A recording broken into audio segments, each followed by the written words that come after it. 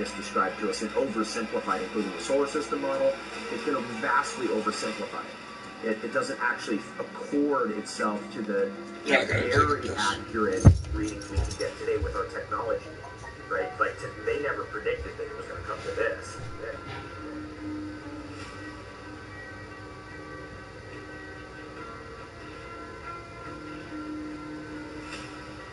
If you can't figure out what difference it makes that the people running your world are fucking lying to you over and over your whole life, if you can't figure out what difference that makes, you're a fucking idiot. And if everybody would just come together and demand answers, they would not know what the fuck to do. I know who that voice is. That's Mr. Pratt. The guy that never called me back. Disappointed with that dude. That's my question. I didn't ever call me back. Disappointed with that dude. We didn't go there. And that's the way it happened. And if it didn't happen, it's nice to know why it didn't happen. So in the future, if we want to keep doing something, we need to know why something stopped in the past that we wanted to keep it going. And you can see the real location of the camera and the very bright and near Earth out the window. 10 or 11 years ago, I stated to various scientists that the moon is not a piece of rock, but it is plasma. The Americans and Russians are thinking of landing men. Oh, well, that will never happen, never happen. Sometimes it's got something called a lunar wave. There are many videos showing the moon with a lunar wave. We don't know what that is. It's all a mystery. So you believe it could possibly land with it? Absolutely not. You know, you've got a P900 camera now you can buy, and you can zoom in to the moon. That's supposed to be, by the way, 238,000 miles away in deep dark space. It's sometimes translucent. You can see through it, Whether you believe we went to the moon or not, everybody believes that there's a debate about it, right? Now, if you really have an open mind and you want to get to the bottom of it, let's have an open mind. Let's get to the bottom of it, and let's take it to trial. First thing we got to do is examine the evidence. And the defendant, the government, says we destroyed all the evidence. I'd go to the moon in a nanosecond. The problem is we don't have the technology to do that anymore. We used to, but we destroyed that technology, and it's a painful process to build it back again. You destroy the evidence? Why would you destroy all that precious evidence of the greatest achievement of mankind? These guys are fucked. They destroyed the evidence? Okay, let's saw it now. Yeah. It would be an open and shut case. It's a painful process to build it back again.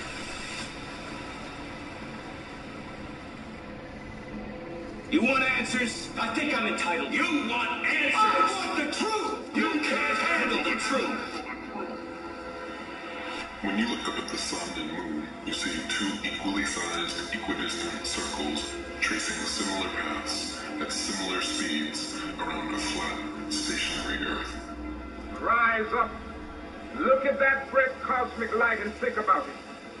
That gets up in the eastern horizon every morning and moves across the sky with a kind of symphony of motion and paints its technicolor across the blue, a light that man could never make.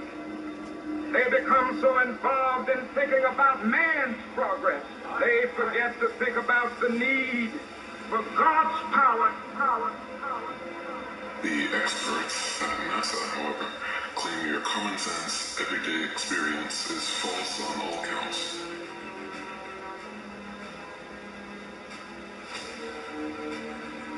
To begin with, they say the Earth is not flat, but a big ball.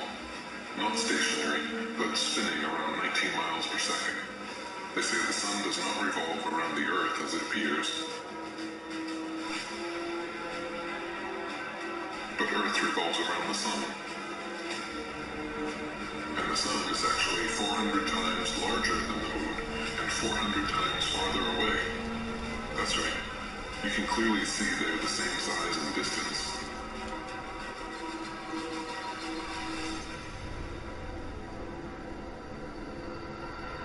You can see the Earth is flat.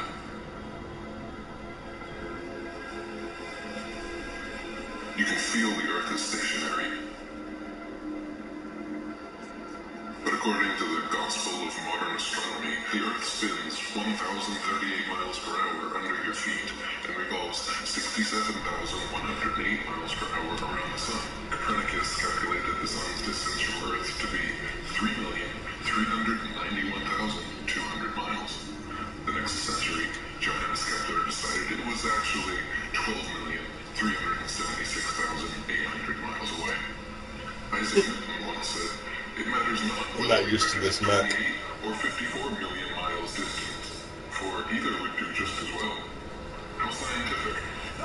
Benjamin Burton calculated between 81 and 82 million miles. The moon is actually a semi-transparent luminary and not the solid spherical desert planet that NASA would have us believe.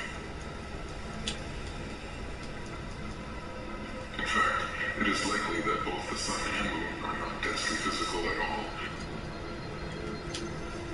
and are simply luminous flat disks able to pass by or through one another during eclipses. The sun and moon luminaries revolve around the Earth once every 24 hours for the sun and approximately 25 hours for the moon, illuminating like spotlights the areas over which they pass. The sun's annual journey from tropic to tropic, solstice to solstice, is what determines the length and character of days, nights, and seasons. What can be more common than the observation that, standing at one end of a long row of lampposts, those nearest to us seem to be the highest, and those farthest away the lowest. As we move along towards the opposite end of the series, those which we approach seem to get higher, and those we are leaving behind appear to gradually become lower. It is an ordinary effect of perspective for an object to appear lower and lower as the observer goes farther and farther away from it. Let anyone try the experiment. The apparently uprising surface of the Earth upon or over which it stands will converge to the angle which constitutes the vanishing point or the horizon, beyond which it will be invisible. Heliocentrists would have you believe the very opposite of what every human who has ever walked the Earth has seen with their own eyes. It is obvious to any child and sober-minded adult that the sun, moon, stars, and planets, every light in the sky above, revolves around the motionless Earth beneath our feet. It is also plain to see that the sun and moon are both approximately the same size and situated relatively close to Earth, not 400 times divergent and millions upon millions of miles away. To abandon your senses and everyday experience in favor of such unfounded science fiction fantasies is a fallacy of appeal to authority so extreme that it leaves the brainwashed believer impotent to trust his own natural instincts and forever thereafter chained to the fantastical explanations of astronomical charlatans.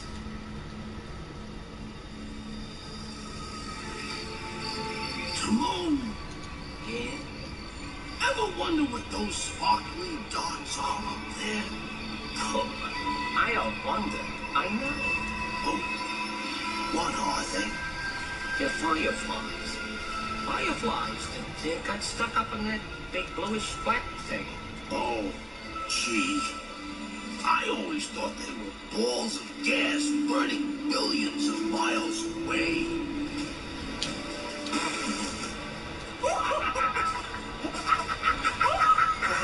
Who told you something like that? What Luke? Ain't that up? Pretty dumb, huh? Oh, you're killing me, son. 'Cause maybe the night that my dreams might let me know all the stars are gold, sure. All the stars are gold, sure. All the stars are gold. 'Cause maybe the night that my dreams might let me know all the stars are gold, sure. All the stars are gold, sure. All the stars are gold, sure. To stay fixed in their constellation patterns, night after night, year after year, century after century, never changing their relative positions. If Earth is truly a tilting, wobbling, spinning space ball, as NASA and modern astronomy proclaim, the star patterns would never look the same 2 nights in a row, let alone be fixed in exactly the same constellations for thousands upon thousands of years.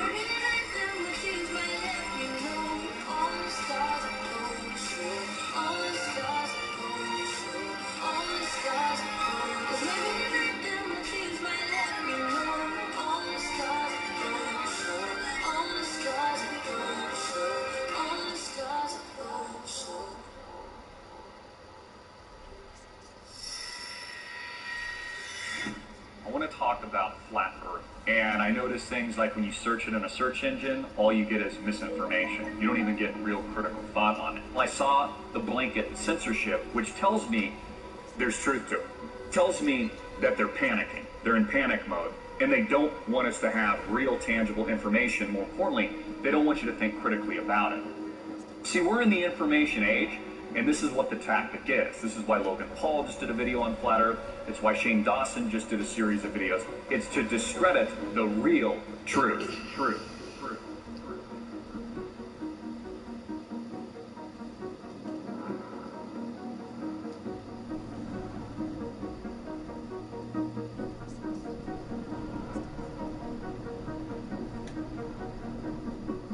It tells me that there's something here that they don't want you to know.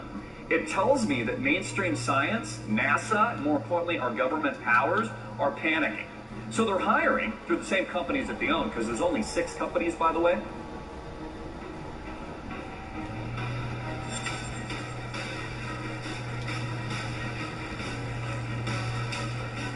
If it's a wild conspiracy theory, why do they need to discredit it?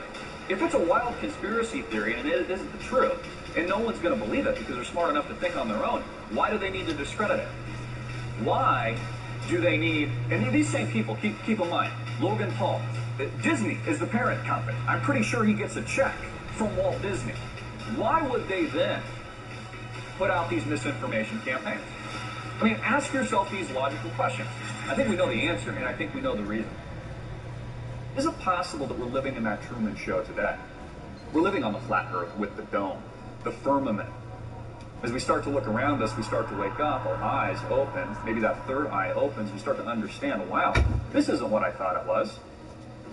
Maybe instead of being a worthless blob of goo that came from nothing and then developing into apes that were oohing and ahhing and then eating bananas like a bunch of idiots, maybe instead of that, we actually are the center of the universe.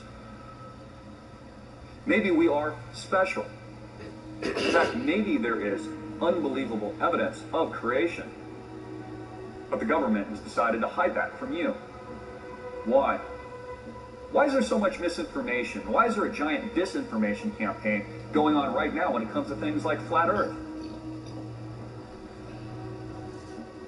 Are my eyes lying to me? Or can I trust what I'm actually seeing? But Christopher, the earth is a globe. I was told that when I was 1 year old. They said, look, this is a globe. Isn't it interesting? It's one of the first things that you're actually taught. The earth isn't flat, it's a globe. Even though for hundreds and hundreds, if not thousands of years, they thought that the earth was flat. Oh, but Christopher, we have all these images of outer space that show that the earth is a sphere. Really? Where do the images come from? NASA. Oh, you mean the same NASA that is our government, our secretive breakaway government that hasn't been back to the moon since the 1960s. That NASA? Have you ever seen it with your own eyes?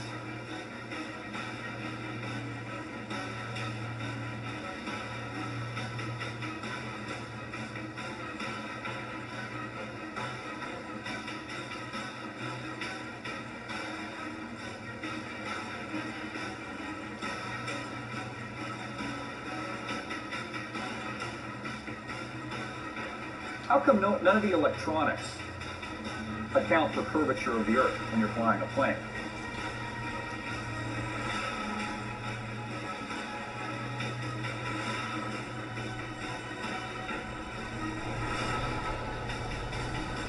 None of the engineering of bridges and train tracks, buildings, all kinds of infrastructure that goes for miles and hundreds and maybe thousands of miles, none of it accounts for, in its actual engineering blueprints, for the curvature of the earth. I mean, if I was building a giant bridge of hundreds of miles, wouldn't I have to account for the curve? Or is it possible there's not a curve and that we've been lied to for a reason?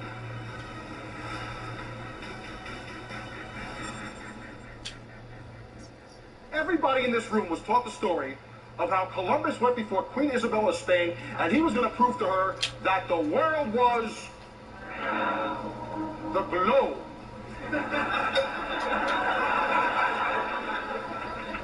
So this world is round story is 100% bullshit. It's total fiction. Yet how did our grandparents learn this? We learned this. Our grandchildren are probably going to learn this. How come? Because history is pop culture.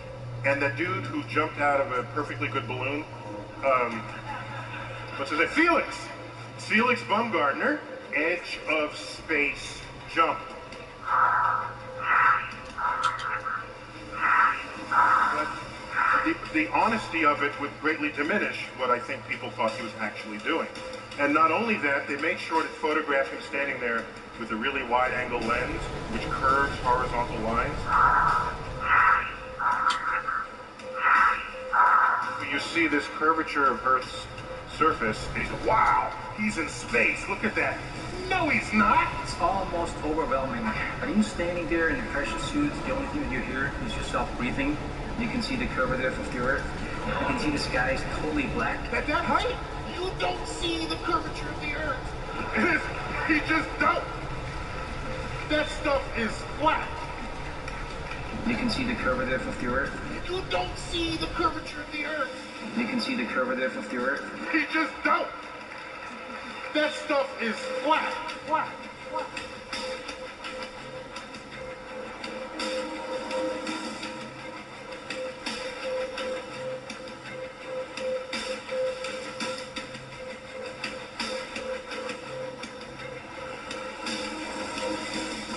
With a really wide-angle lens, which curves horizontal lines.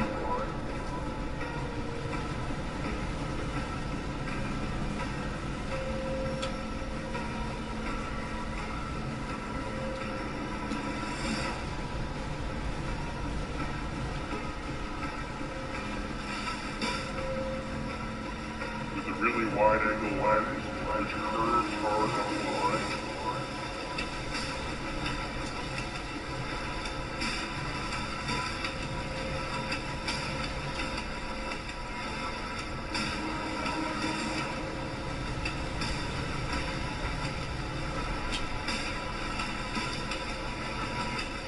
Really wide-angle lens, which curves horizontal lines.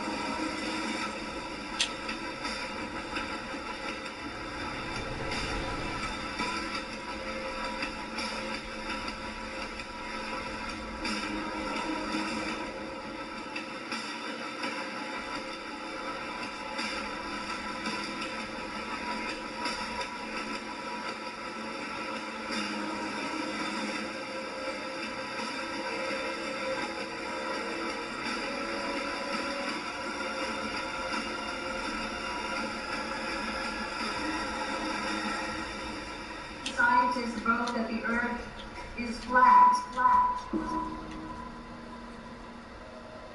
Oh, I'm not that great at this, Mac. Let me try a different one. I have to work so hard at to win. So trust your eyes and trust your experience. Trust your feeling, trust your intuition. Look out. See the horizon. Flat. Feel for yourself. You're not moving.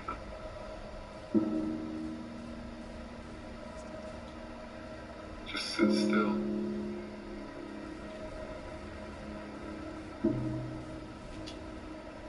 Just sit still for a second.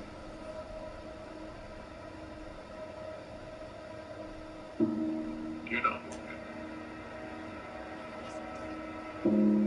You're not spinning around an axis at 1,000 miles per hour, rotating around the sun at 67,000 miles per hour, spiraling around the galaxy at 500,000 miles per hour, and shooting off from a Big Bang at 67 million miles per hour. You're not. You're motionless. You're just sitting there. Just sit still. What does that even mean, sit still?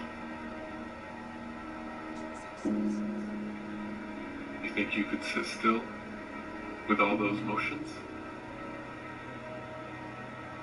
Just feel like you're moving. Feel that?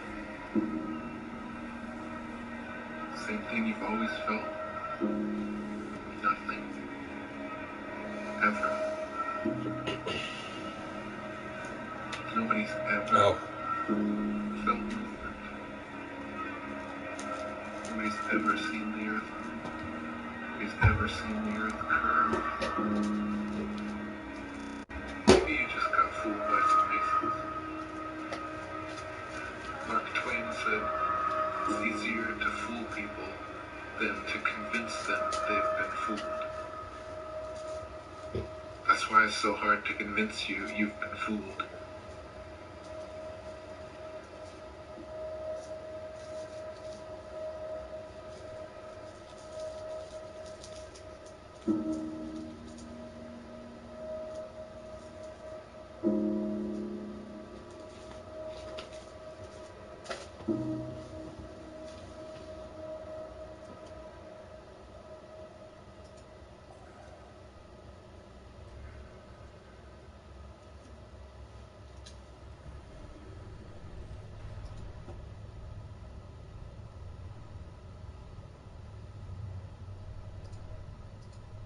I know you're out there.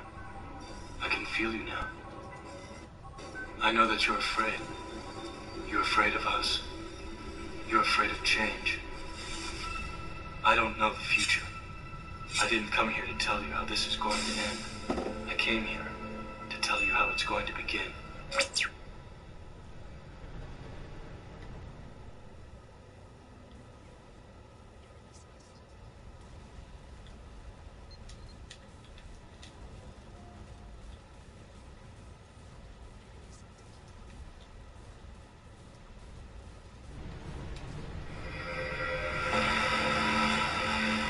The Earth has been hurtling towards Jupiter for the past 242 days. And now, it's about to make impact. Now, we're so close to the giant planet that it's the only thing that fills our sky. Ground temperatures on Earth are rising uncontrollably. Our atmosphere is igniting into flames, and the scientific community is scrambling to provide answers. What will happen when the two planets collide? Is there any chance that we could pass right through the gas planet? And how would this collision transform Jupiter forever? This is What If. And here's what would happen if Jupiter swallowed Earth. One way that scientists could find answers would be by looking into the past, because this wouldn't be the first time that Jupiter has collided with another planet. Nearly 4.5 billion years ago, Jupiter was involved in a violent collision with a planet 10 times the mass of the Earth. In that case, the collision completely transformed Jupiter's core, but what happened to the other planet?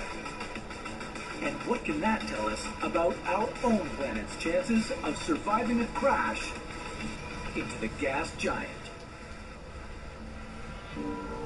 To get some answers, let's travel back to 4.5 billion years ago, when Jupiter was just a young planet trying to find its place in the universe. Back then, Jupiter's gravitational pull became 30 times more powerful in just a fraction of a million years. This destabilized the orbits of nearby infant planets and caused some of them to crash into Jupiter.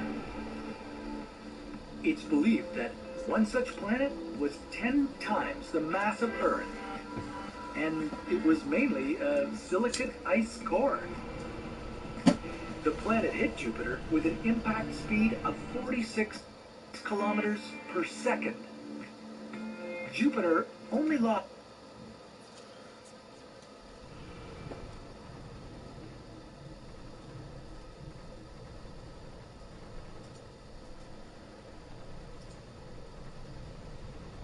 trying to get some background going here.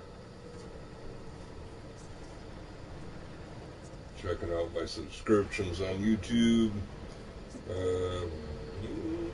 Anything okay? Well, that might be interesting. And check out this.